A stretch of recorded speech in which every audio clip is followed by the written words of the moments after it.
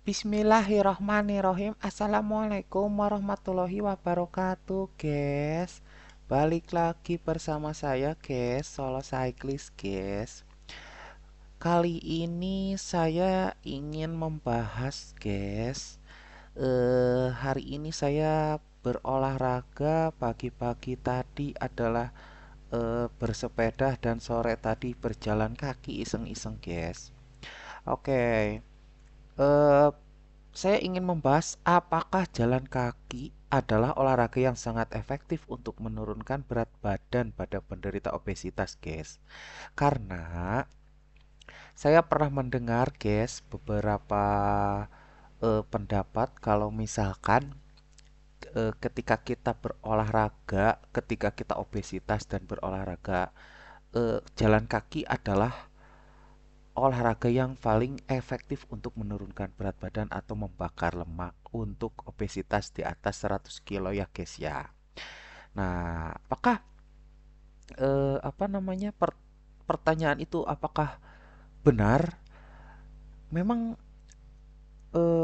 menurut jurnal, ini ada jurnal, guys, di sini eh dari jurnal yang saya baca ini, guys, yang judulnya The Influence of Age, Sex, and Body Mass Index on the Effectiveness of Brisk Walking for Obesity.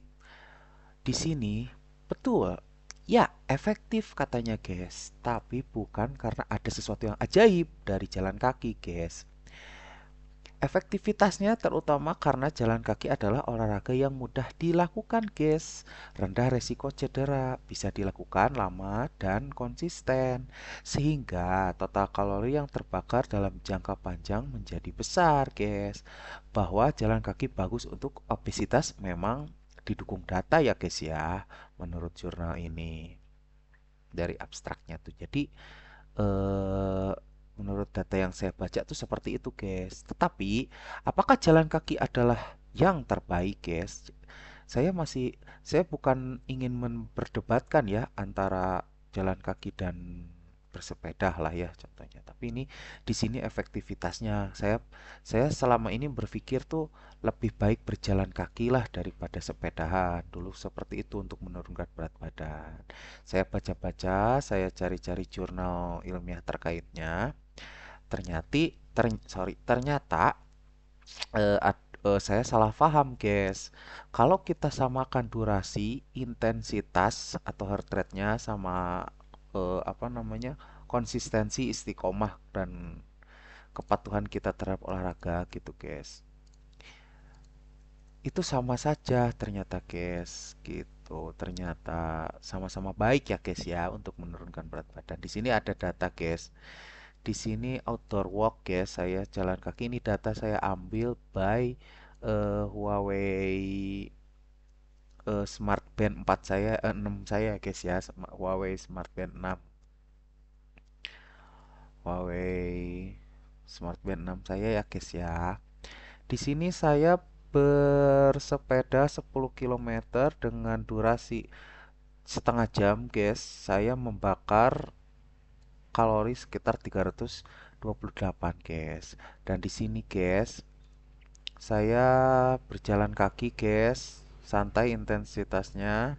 Heart rate-nya rata-rata di sini, fat burningnya 50 menit ya, guys, ya. Zona heart rate untuk fat burningnya 50 menit, dan di sini juga fat burningnya 25 menit di sini, guys.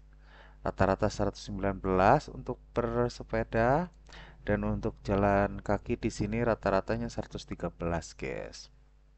Nah, total kalorinya 400 kalori untuk jalan kaki, dan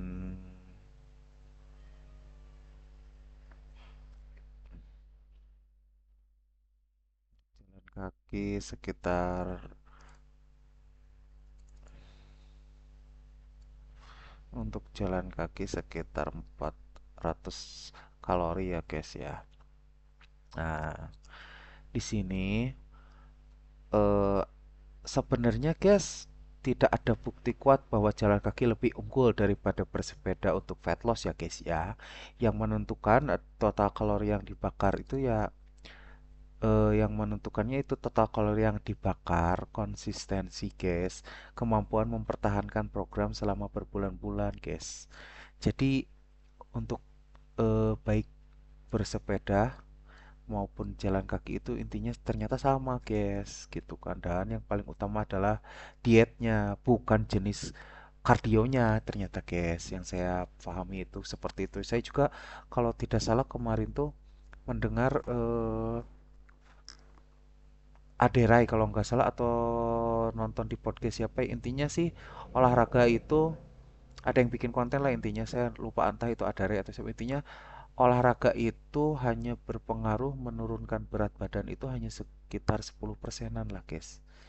Yang paling utama itu adalah nomor satu adalah ya dari makan sih guys gitu.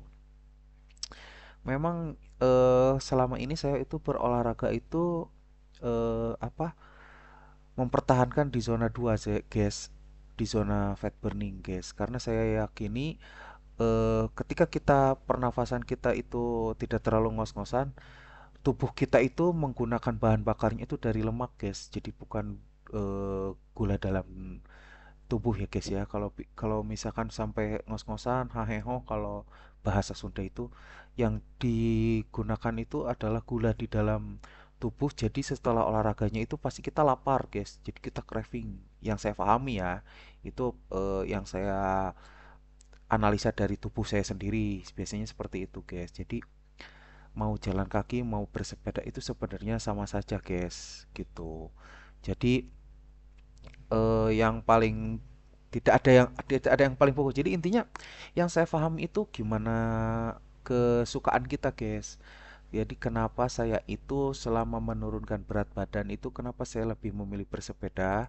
Karena bersepeda satu tidak membosankan untuk bagi saya. Apa, bersepeda itu jadi kita bisa sambil self introspeksi diri lah guys, gitu guys. Jadi saya kadang-kadang juga suka ngelamun gitu kan, kalau misalkan jalan kaki saya biasanya bareng istri, jarang saya jalan kaki sendiri, itu biasanya bareng istri. Kalau bersepeda saya pasti sendiri guys, pas saya tidak ikut-ikutan apa komunitas, makanya saya bikin komunitas sendiri namanya solo cyclist.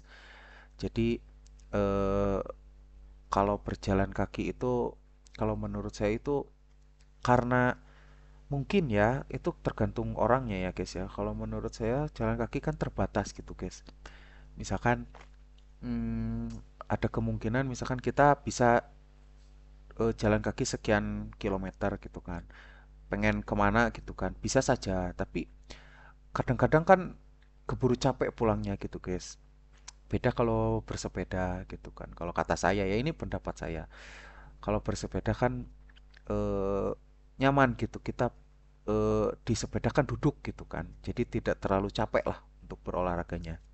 Kita juga menggunakan eh, bahan bakar lemak di dalam tubuh, tetapi kita tidak seperti jalan kaki. Kalau jalan kaki kan kita berjalan berdiri gitu kan, guys, tidak menggunakan alat bantu apapun untuk jalan-jalannya gitu, untuk hiburannya gitu. Jadi apa, mudah bosan untuk saya gitu, guys. Gitu. Bersepeda itu unggulnya seperti itu kalau dari pendapat saya gitu guys. Terus kalau menurut saya guys, memang keduanya itu sama-sama latihan aerobik ya guys ya, meningkatkan penggunaan lemak ketika kita menggunakan berada di zona 2 atau fat burning olahraganya ya guys ya, gitu. Hmm, kalau menurut saya seperti itu guys. Karena selain bersepeda itu unggul menurut saya dari jalan kaki ya, saya maksud saya saya lebih memilih bersepeda itu karena kalau misalkan orang obesitas gitu guys ya, kan kalau misalkan jalan kaki itu lutut dan pergelangan kakinya menanggung beban besar ketika kita jalan gitu guys. Sedangkan kalau bersepeda kan kita duduk gitu kan, non weight bearing lah bahasa istilah kerennya teh, tekanan sendinya tuh lebih rendah gitu. Jadi kalau mengakibatkan saya pribadi itu latihannya bisa lebih lama kalau bersepeda guys. Ini di sini kan memang di sini cuman setengah jam ya guys ya, karena diburu waktu gitu kan ini. Pagi-pagi kalau terlalu siang kan saya mau antar anak juga guys ya, mau ke kantor gitu kan. Gitu. Latihan lebih lama gitu kan. Bisa lebih sering juga gitu kan, dan lebih nyaman juga gitu, sehingga total kalori mingguannya bisa lebih tinggi gitu guys kalau misalkan bersepeda. Sedangkan ini si jalan kaki ini saya sempatin jalan kaki itu sambil audit ya guys ya, sambil kerja juga guys. Kebetulan saya kerja lagi ke lapangan ini guys, saya lagi audit sekitaran jalan Supratman di Bandung, sorry di Riau. Jadi saya bisa sambil audit, jadi bisa sambil kerja, bisa sambil jalan kaki guys. Gitu guys. Lalu kenapa sih banyak dokter yang menyuruh untuk berjalan kaki untuk pasien-pasien yang obesitasnya? Simple sebenarnya guys. Dalam dunia nyata ya guys ya, karena dokter melihat konsistensi biar si pasien obesitasnya itu dia konsisten berolahraga itu. Sebenarnya kenapa disarankannya untuk berjalan kaki? Kan biasanya ya guys ya, mohon maaf sebelumnya. Biasanya banyak pasien obesitas kan misalkan tidak punya sepeda, misalkan tidak bisa berenang misalkan, dan tidak nyaman jogging karena biasanya yang obesitas itu misalkan kan tidak males berolahraga gitu kan guys. Jadi bingung mau olahraga apa. Ya udah kamu jalan kaki aja kata dokter. Kayak kata gitu. Jadi tapi harus apa namanya dengan istiqomah kan, dan bisa ditingkatkan sama dokter. Misalkan kata dokter, udah minggu sekarang 15 menit, misalkan minggu depan 30 menit, naik lagi 45, 60 sekian, kayak seperti itu gitu. Jadi jalan kaki bisa menjadi obat olahraga yang paling mudah diresepkan lah kasarnya mah gitu guys. Jadi untuk yang obesitas apa mana yang harus dipilih gitu kan, itu tergantung kita. Misalkan yang obesitas itu, saya mah nggak punya sepeda misalkan, ya udah saya mendingan jalan kaki. Jadi itu sih lebih ke situ kalau kata dokter mah gitu kan. Tapi kalau misalkan saya obesitas, tapi saya di rumah saya punya sepeda, saya bersepeda gitu kan.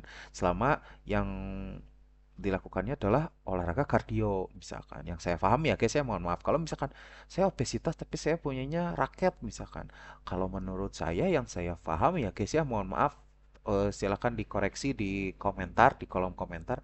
Kalau misalkan dia punyanya seseorang yang hanya punya raket dan saya ingin badminton, yang saya pahami sih badminton itu adalah olahraga yang apa? Olahraga yang melatih agility atau kelincahan, guys. Jadi kurang cocok lah gitu kan berolahraganya, misalkan sepak bola, lari, apalagi kan lari kan kalau untuk obesitas yang sangat udah lebih dari 100 kilo mah, kalau menurut saya dan dari rekomendasi banyak dokter kan berjalan kaki gitu pilihannya, antara kalau tidak bersepeda, kalau tidak jalan kaki gitu. Nah, menurunkan berat badan dengan cepat itu urutannya itu sebenarnya itu nomor satu, itu yang paling utama itu bukan dari olahraganya, karena olahraga itu hanya 10% lah membantu menurunkan berat badan, itu 10 sampai 20% yang saya pahami ya. Yang paling utama itu adalah balik lagi yaitu guys apa, defisit kalori guys. Betul, defisit kalori. Jadi percuma kita berolahraga misalkan kita nih makan sorry kita bersepeda bersepeda tapi eh, bersepeda misalkan kita setengah jam, ini misalkan 328 kalori ya guys ya. eh itu setengah jam, kalau misalkan 1 jam berarti sekitar 600-an kalori lah. Tapi percuma kita makannya misalkan ini pagi-pagi, lalu sarapannya kita tuh kupat tahu ketoprak, gitu sama aja gitu kan. Itu tidak tidak membantu menurunkan berat badan kan, balik lagi. Jadi nomor satu defisit kalori. Nah, untuk defisit kalori itu tiap orang beda-beda, tiap umurnya beda, kalori yang dibutuhkannya beda kan. Untuk setiap beda umur, beda orang, beda tinggi badan lain-lain. Nah, itu harus konsultasi ke dokter gizi, guys. Dulu saya juga konsultasi ke dokter kun-kun, guys. Sehingga saya bisa menurunkan berat badan. Dulu saya sempat 100, hampir 130, guys. Saya berobat ke dokter kun-kun, itu saya rekor alhamdulillah bisa menurunkan berat badan sampai kurang lebih 78, guys. 78 itu, guys. Saya lupa tahun berapa itu. Nah, sekarang itu saya naik lagi, guys, ke 100, guys. Nah, sekarang saya sedang menurunkan lagi berat badan, guys. Jadi intinya sih sebenarnya makan sih, guys. Saya waktu itu pernah, guys, di 132. Dalam 1 minggu saya tidak olahraga sama sekali, tapi saya langsung menurunkan apa namanya, porsi makan saya, guys. Itu benar-benar ngaruh, guys. 1 minggu saya bisa turun lebih dari 3 kilo kalau nggak salah, guys. Itu dibantu oleh dokter gizi ya, guys ya. Jadi ada apa namanya, ada hitungannya untuk makan itu, guys. Jadi daripada saya memberiin data dan informasi yang bisa bikin keliru gitu kan, lebih baik teman-teman kalau mau lebih ini, lebih akurat, mendingan konsultasi saja ke dokter gizi. Itu sih yang nomor satu, itu adalah defisit kalori, guys. Itu benar-benar berpengaruh. Percuma kita olahraga tapi kita makannya juga habis-habisan gitu kan, edan-edanan lah, guys, gitu kan, bebeakan gitu. Itu sama aja bohong. Misalkan ini pagi-pagi kita bersepeda setengah jam, 328 kalori kepake. Lalu sorenya kita olahraga lagi, 400 kalori kepake. Nah, ini habis bersepeda lalu kita misalkan sarapannya ketoprak.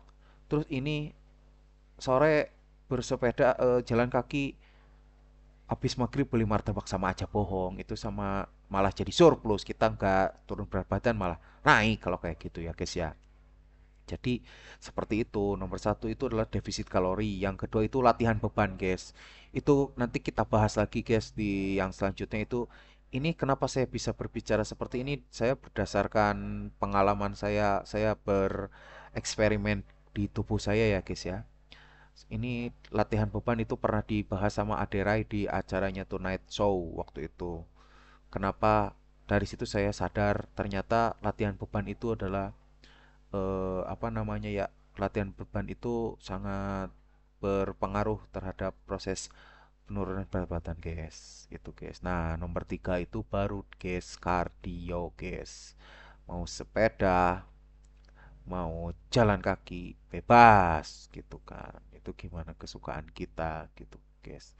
Soalnya jika berat badan lebih dari 100 kilo itu pasti lutut masalahnya itu sering sakit, guys. Kenapa? Karena apa, menopang badan kita kan, guys. Kebayang 100 kilo itu lutut itu pasti sakit itu, guys. Nah, makanya bersepeda, mau bersepeda mau berjalan kaki gitu kan bebas. Tapi sepertinya kalau misalkan bersepeda itu lebih, menurut saya pribadi, lebih nyaman untuk saya. Ini untuk saya ya, guys ya, bukan saya ngasih tahu, ini menurut saya gitu kan. Dulu waktu 100 kilo saya itu bersepeda, soalnya tidak terlalu menopang berat badan. Lalu timbul pertanyaan, kalau misalkan kita nanjak gimana? Nah, waktu saya bersepeda, guys, sepengalaman saya dulu sampai sekarang, saya itu bersepeda itu jarang nanjak-nanjak, guys. Pokoknya saya selalu bersepeda itu mencari jalan yang datar, guys. Tidak banyak tanjakan, guys. Lalu saya itu tidak apa, sebisa mungkin tidak emosi dalam bersepeda, guys. Jadi benar-benar saya itu selalu melihat smart band saya, guys. Saya tidak mau lebih dari zona 2, guys. Vote burning saja terus, guys. Di situ emosi kita diatur, guys. Seperti itu, guys. Karena eh kalau misalkan kita obesitas, saya pribadi obesitas nih, kebut-kebutan naik sepeda. Terus naik sepedanya yang nanjak-nanjak treknya. Itu sama sama saja menyiksa badan, guys. Habis habis olahraga kayak gitu udah ngos-ngosan, udah nanjak-nanjak, itu pasti, guys, sudah tidak mungkin, tidak bisa dipungkiri, itu pasti pulangnya pasti lapar, guys. Saya sudah mengalami waktu dulu, guys. Nah, kenapa saya lebih suka bersepeda? Karena durasinya lebih lama, guys. bisa lebih lama durasinya. Jadi bisa nggak seperti jalan kaki lah. Kalau jalan kaki kan pasti bosen, di jalannya tuh pasti bosen kalau saya pribadi ya, gitu kan. Beda sama sepeda. Kalau sepeda kan bisa durasinya lebih lama lah, jadi bisa lihat kiri kanan, lihat pemandangan gitu kan, enak gitu kan. Ke sendinya juga lebih nyaman kalau saya. Lalu resiko cederanya lebih rendah kalau misalkan untuk yang obesitas gitu kan, gitu. Nah, kalau misalkan tidak punya sepeda gimana? Ya udah, jalan kaki saja, setengah jam cukup. Dinaikkan nanti berapa, sudah kuat setengah jam, misalkan berapa lama naik intensitasnya, seperti gitu, guys. Targetnya lah palingan 45 30 menit lah guys, setengah jam guys per hari guys untuk jalan kaki guys. Gitu gitu kan. Nah, kesimpulannya guys, jadi jalan kaki memang lebih efektif untuk yang obesitas, tapi ada opsi lain yaitu bersepeda. Bersepedanya tapi jangan sampai kebut-kebutan dan nancak-nancak gitu kan. Nyari yang datar saja gitu kan. Lalu bagaimana kalau misalkan daerah saya itu memang nanjak-nanjak misalkan, ya jalan kaki aja kalau kayak gitu udah. Kalau naik sepeda repot gitu kan. Kalau jalan kaki kan bisa bisa inilah gitu kan, rada santai gitu kan.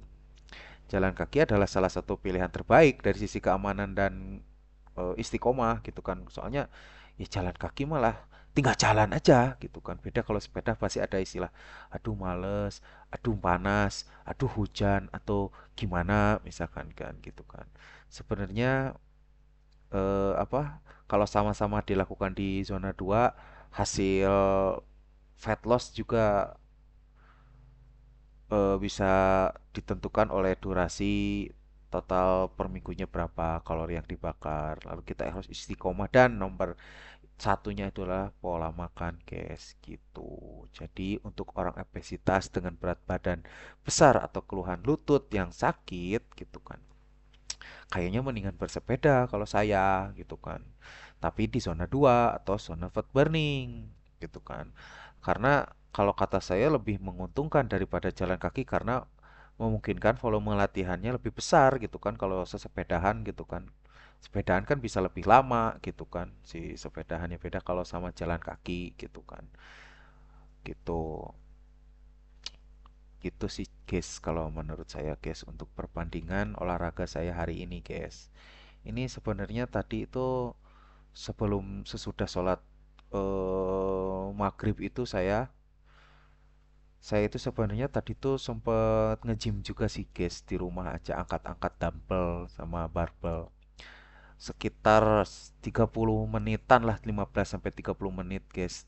Beberapa berapa gerakan ya saya lupa tadi, sekitar 5 atau 7 gerakan 3 set guys. Ya buat hiburan aja, itu nggak tahu kenapa itu saya lagi on fire hari ini alhamdulillah. Jadi tenaganya belum habis walaupun tadi pagi-pagi udah sepedahan, sore nge-gym gitu kan, pulang kerja juga ini sambil kerja juga kan, eh, antar anak, jemput anak, tapi alhamdulillah tadi udah sholat maghrib, masih on fire, masih kuat, jadi saya nge-gym. Tapi ini nge-gym saya tidak bisa ke tidak bisa ke tidak bisa di save datanya karena apa namanya, si satu dan lain hal lah gitu kan di smartphone saya, jadi nggak bisa kedetek olahraganya. Gitu sih paling guys, yang paling utama mau jalan kaki mau bersepeda, intinya yang seperti yang dikatakan oleh Om Aderai, eh, badan kita itu, oh bukan Om Aderai, oh kata Dokter Tirta, badan kita itu Allah ciptakan untuk bergerak guys. Jadi mau itu jalan kaki, mau itu bersepeda, mau itu lari, yang penting kita berolahraga, guys. Jangan sampai kita tidak berolahraga. Tapi dalam hal ini untuk yang obesitas seperti saya, lebih baik kalau tidak berjalan kaki adalah bersepeda. Itu aja sih, guys. Dari saya, guys. Saya bukan menggurui, tapi saya hanya sharing informasi saja, guys. Sekian dari saya, guys. Jangan lupa like, komen, dan subscribe Solo Cyclist, guys. Kita akan membahas tentang kesehatan lagi saya yang seorang sport antusias saat ini, guys. Oke, terima kasih, guys. Jangan lupa like, komen, dan subscribe ya. Assalamualaikum warahmatullahi wabarakatuh.